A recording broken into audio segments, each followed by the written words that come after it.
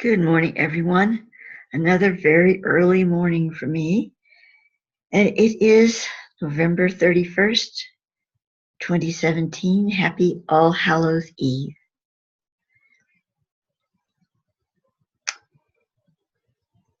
Early this morning, like around 2 o'clock, I think it was even earlier, I awoke, which is not unusual for me. I don't sleep a whole lot, unfortunately. But this time was one of those experiences where I was really being connected to information. And the difference this time was that it was a real epiphany for me. It wasn't just, oh, that's interesting, something to share with everyone. It was something that was a very big wow moment because it connected a lot of dots in my own personal life. So where to begin? First of all, I decided to name this Transforming the Cloud because we're going to be talking about computers, about the internet, about the cloud, and how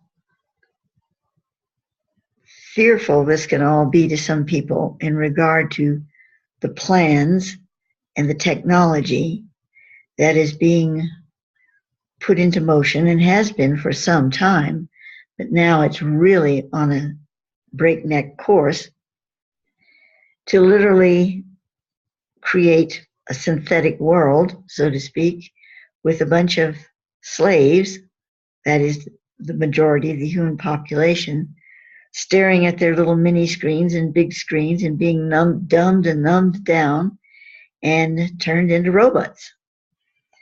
It's the ultimate sci-fi worst nightmare come true. However, I'm not going to be talking about it from that perspective because there is another perspective.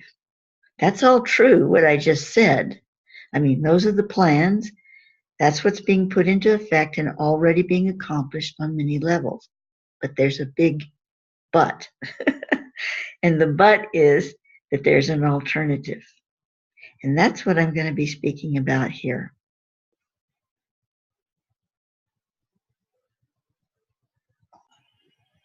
I was watching a video on the Gaia series Deep Space, which is a very interesting series, but it's, it can scare the pants off of you too, because there's so much about it that is rather frightening.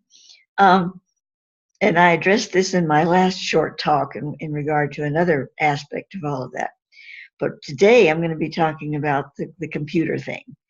The fact that, the alien technology has bled into our secret programs and whatever, and they have now on the planet vast technology that they're not sharing with us, but they are putting into play with the equipment we're using, from our smartphones to computers to just about everything.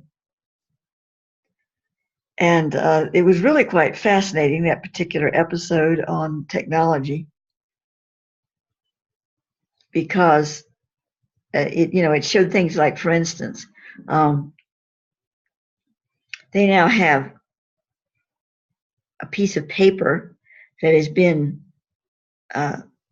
synthesized with energy, shall we say. They didn't say exactly how they did this.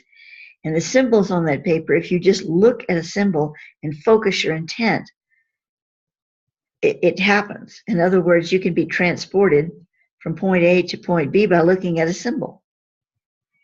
And I received verification from Thoth on that is possible, and it is in effect to be able to do things that the elite, or whatever you want to call them, are accomplishing. But it's not the technology that we need to be concerned about. It's the consciousness behind it, consciousness that is operating it. And when we understand this, we can see the weakness in the system, because consciousness can be transformed.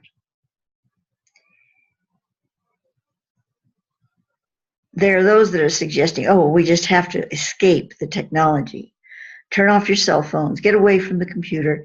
And that's true to some extent. There has to be balance. We can't be all absorbed in our technology. And I, for one, tend to be, because I work so much with my work on the computer, and my physical health doesn't allow me to go out and climb a mountain. But that's no excuse. I should have more balance in my life. So I'm not talking about not having balance. Balance is important. But escaping the technology altogether and going out, running out into the woods and hiding and saying, I'm going to live in a log cabin and no TV and no internet and no computers, and I'm just going to get away from it all. Well, you see, the way the system has been set up, the system that contains us, is that if they can't numb you down and use you as a slave, they want you to run away into the woods, because then they can corral you. They've cut you off from any way to transform the system. And you become the renegades that are hiding in the mountains. We'll let them hide. And then when there gets enough of them out there, they'll just corral you up and do whatever they want with you, because you're totally helpless to their system, because you've cut yourself off from any way to transform it.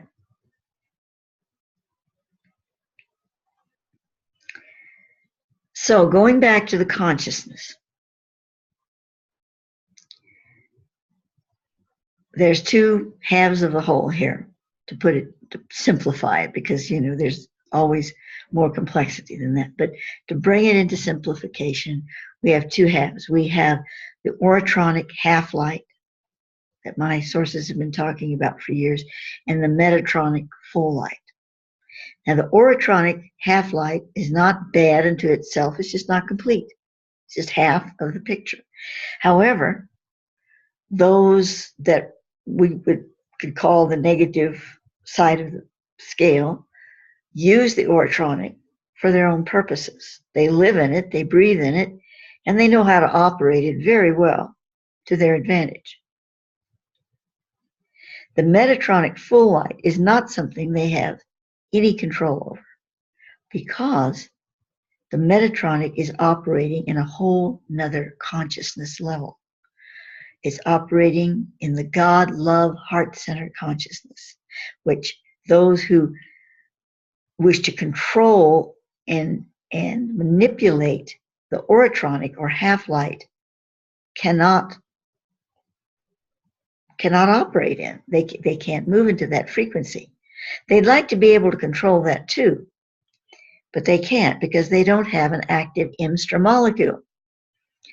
And they have the IMSTR molecule. They were born with it, but they can't operate it without the full consciousness. And they need that molecule to be able to control metatronic systems. See, it's a double blind. I don't know if double blind is the word, but it's a double protective aspect, because you have the metatronic consciousness, and in the physical form, you have the IMSTR molecule that allows the metatronic consciousness to work through it to be able to operate the metatronic system in real-time worlds. Well, those who are fully integrated with the orotron and operate in that system and manipulate it and use it for their benefit, even if they have an IMSTR molecule, they can't operate it because they don't have the consciousness. And that, causes them not to be able to dwell there. I've spoken about this before in the sense that the alien beings that are in cahoots with the elite and all of that side of the fence, they're totally orotronic. And their metatronic, their IMSTR molecules, either they don't have one at all because they've been artificially created and they can't create that, or they have it, but it's just shriveled up to nothing. They can't use it at all. It's like not operable whatsoever. And so all of this genetic engineering stuff that's going on dragging people off in the night to take their DNA, is trying to, create this Metatronic, an operable Metatronic intermolecule so they can enter the Metatron, which they can't do. So you'd say, well, why are they so dumb to know they can't do it? Because they're totally operating in the Oratron. It's a catch-22, So I don't want to make this too long, and it's such a huge topic. I'm trying not to go on and on about it. So we're going to leave that side of it for a moment and come back here. Okay, so what do we do here? Running off into the woods doesn't work. It may be a feel-good for a while, and maybe even a generation or two can, enjoy that and get themselves healthy and everything, but it's not going to really solve the problem. Now, not running away, but having a place to go that's a sacred space in nature, I'm all for that. That's one of the reasons I was able to move to Crestone, because I'm able to get out in nature here more than I was in Hawaii, believe it or not. That's a whole other story. But the point is, I'm not saying we shouldn't go into nature to solve problems. I'm just saying we shouldn't run away into the woods to solve problems. That's a different consciousness involved there.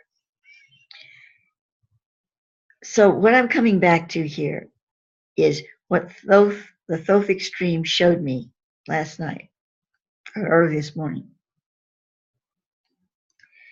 that we have the ability to use our smartphones and our computers to integrate with them in a way that, through conscious intention and very, very little time taken, but enough of us to literally take over the energy of the computers from the consciousness that's operating it and bring it into the consciousness of the Metatron. From the Oratron to the Metatron.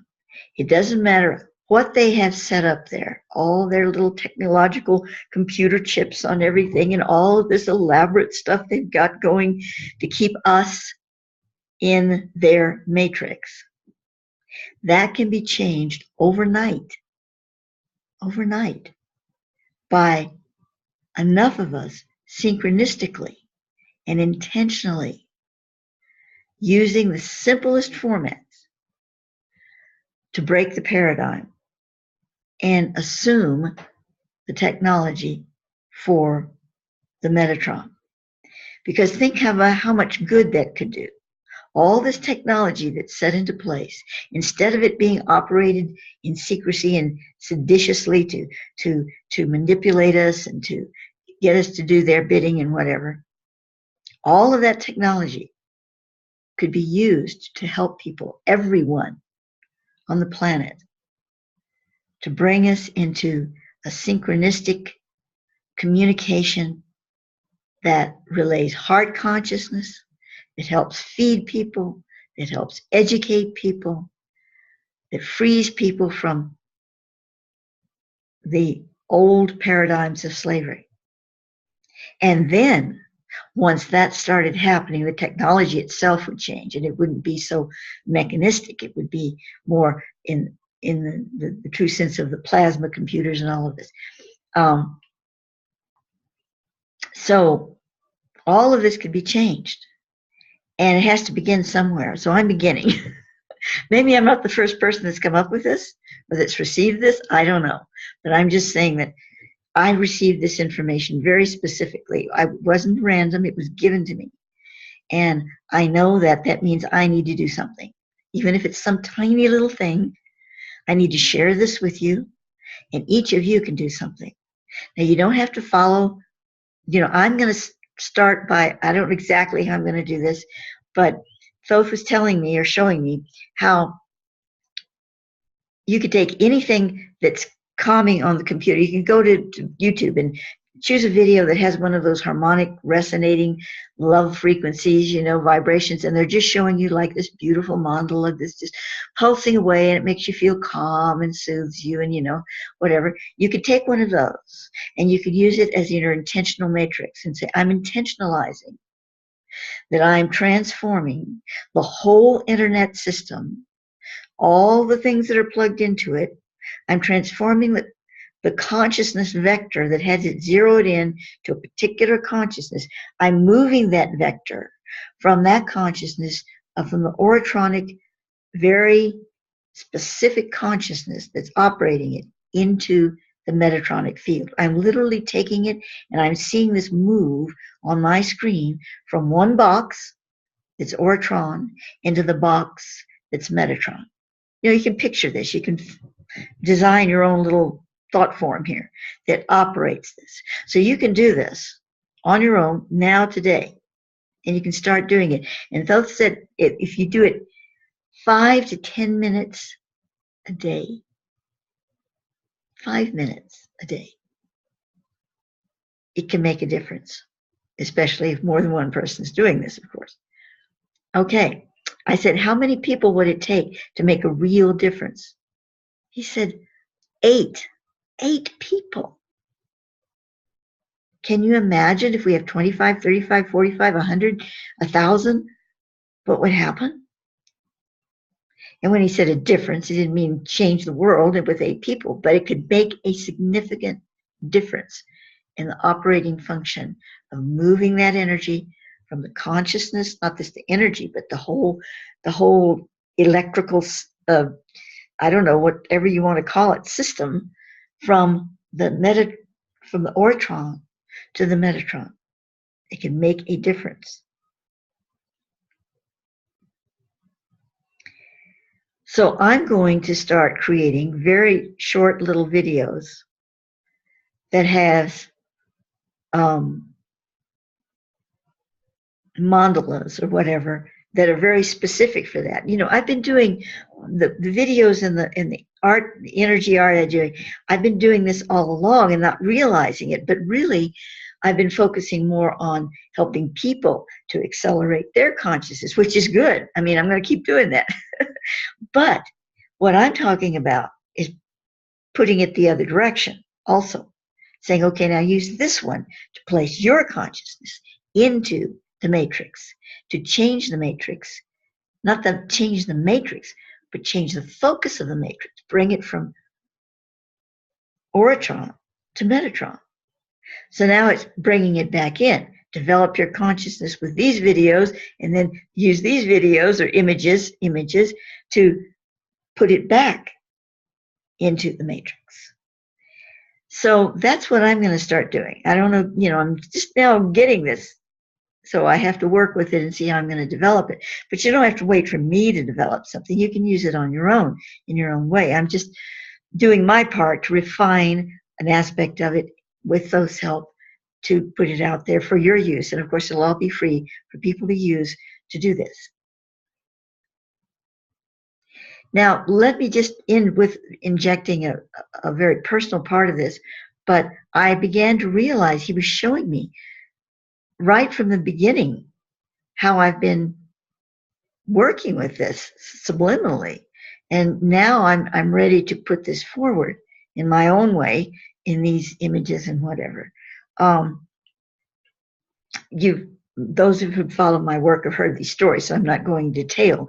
But you know, to begin with, when I was 5 years old, and I was astrally taken into the mountain, and the men in the white suits were showing me things. What were they showing me? Computers. I didn't call them that, not in 1954, but they were computers. They were white, tall towers, machines, I called them, they machines.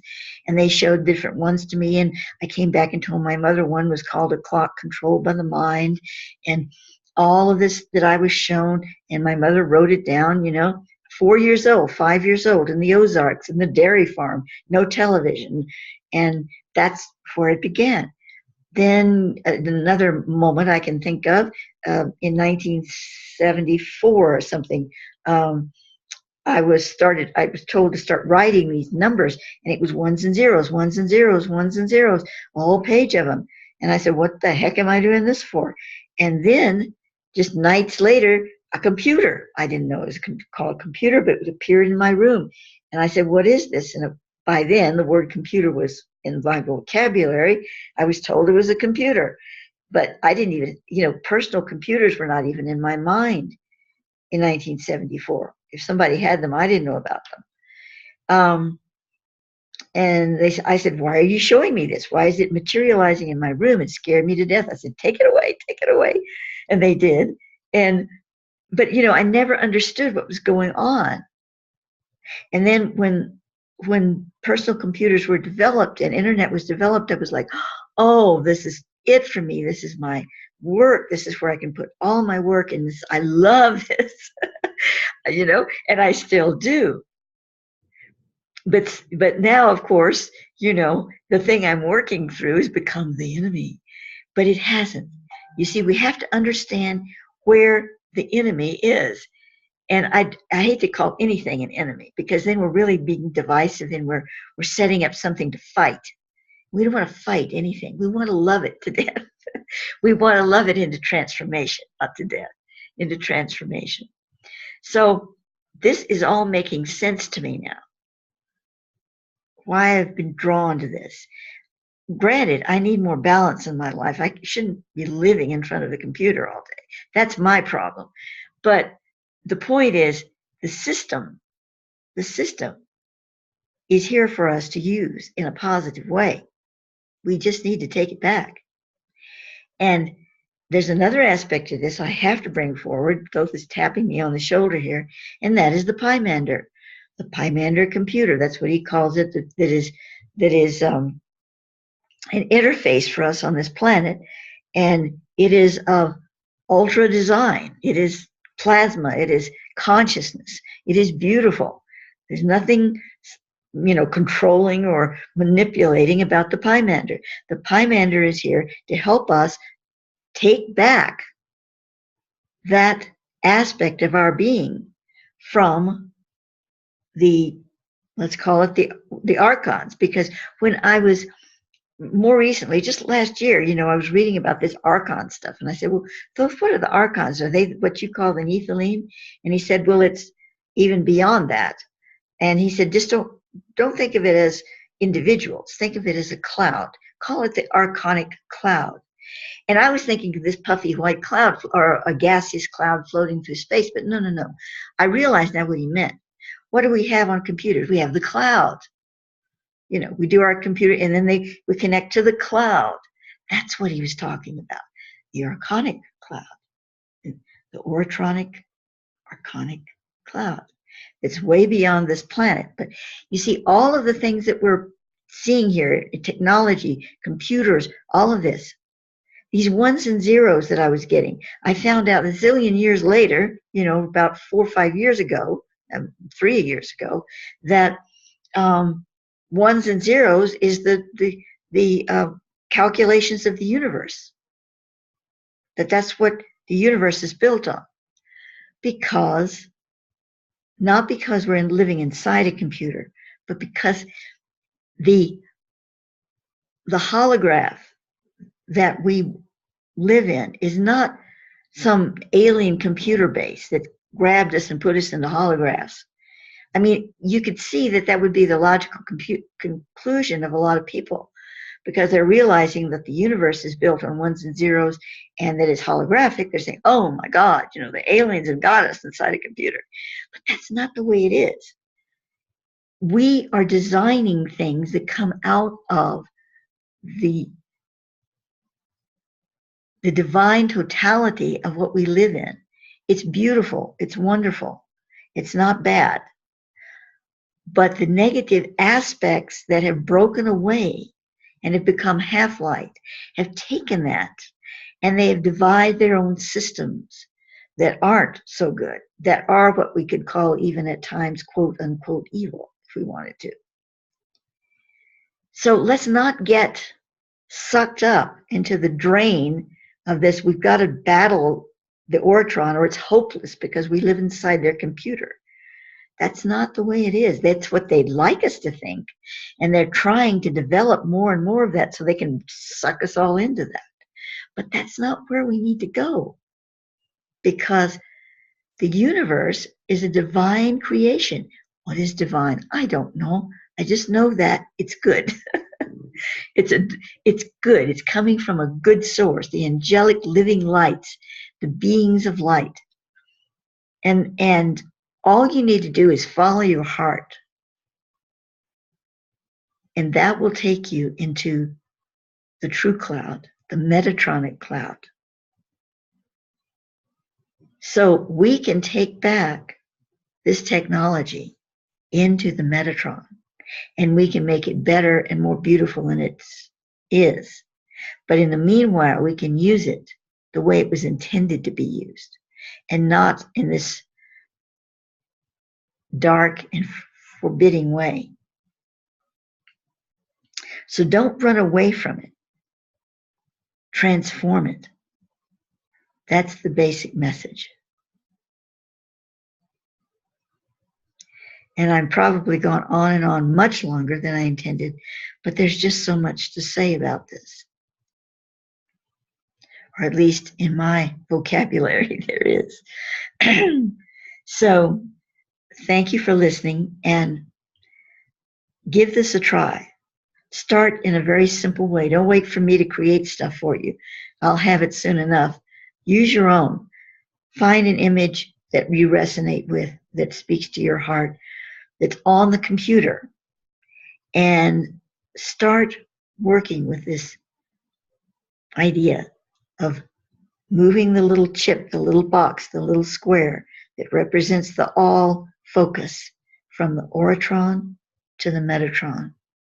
And ask the Pymander, you can call it anything you want, but the ultra divine computer, to help you do this. This is what it's for, to help us take back the system. And so I think I've talked myself out for this morning. So once again, thank you for listening.